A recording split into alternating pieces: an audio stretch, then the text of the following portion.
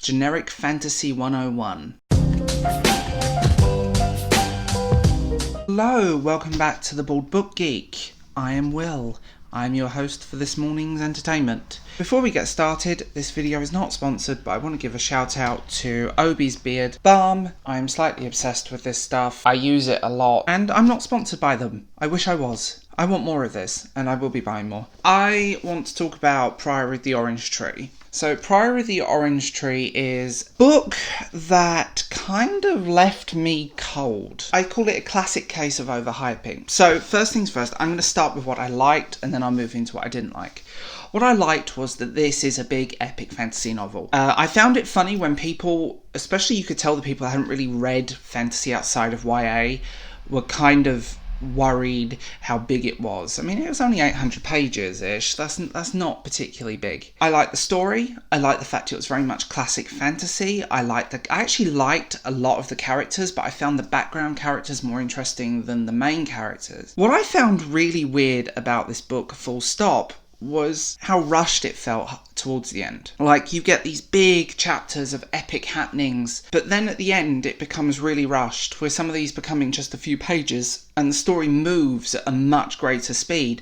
So any world building or character building seems to go out the window, and that's a common issue I have with her as a writer. A lot of people talked about this book because it featured queer representation. To quote my friend A.G. MacDonald, the big old lesbian dragon book. And don't get me wrong, I'm all for representation. I'm a gay man myself, and it's quite nice to have that. But that's what this book was marketed on. It was marketed on being this game changer, this epic, big fantasy novel that's going to change it, and this and that.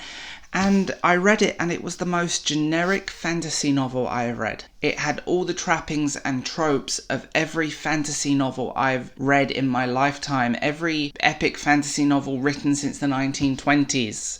Everything since The Lord of the Rings. This is like Lord of the Lesbian Dragons. It's nothing new and it's not original. I felt really disappointed, and I shouldn't have bought into the hype with this book, and I regret that. I don't normally buy into hype, but I bought into hype with this, and it killed it for me. I also think the writer is not best writer. I've struggled with her books in the past, and I struggle with the fact she tends to show and tell. So you get one information dump and another information dump and then a repeat of that information dump. She reaffirms the same information over and over and over and over, and it gets grating to the point I'm like, oh, they're just repeating what's been said. You don't need to do that. That isn't world building. Foreshadowing is another issue she has. Foreshadowing isn't character building, and foreshadowing isn't world building. To me, Priory of the Orange Tree was an epic fantasy novel with juvenile YA characters. The main characters of this book had as much depth as a puddle. They just drove me insane. I didn't like the way this book just panned out. Like, I was expecting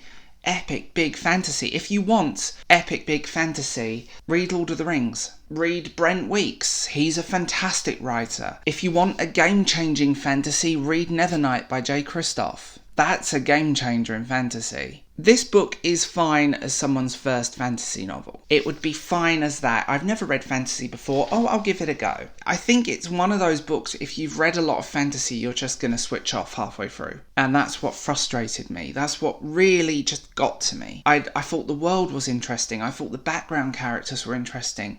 I actually thought the plot was really interesting. It was just executed so badly. It just drove me insane. I just felt like she had sat down, played D&D, and created this novel out of a D&D story. Fantasy needs not just world building. Fantasy as a whole needs characters you remember, characters that feel strong. You need those characters. You read Lord of the Rings, you feel for those hobbits. You know Gandalf. You read Nevernight by J. Kristoff, you know Mia. You know her characters, you know her flaws, but the world building and the character building go hand in hand. This is clumsy. In all honesty, she should have just wrote a YA fantasy novel, because that's where these characters belong. That's where it fell down.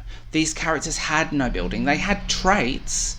Character traits are not characters, are not characteristics. It just fell so flat, and it's disappointing because there was so much hype about this. I think I will call this my most disappointing book of the year because it just feels like it. It's a disappointing read. It's an average novel that was marketed on its politics, not its story, not anything else. It was marketed on being this big game changer. It was overhyped and a victim of a marketing machine. Generic fantasy 101. Anyway, tell me what you think in the comments below.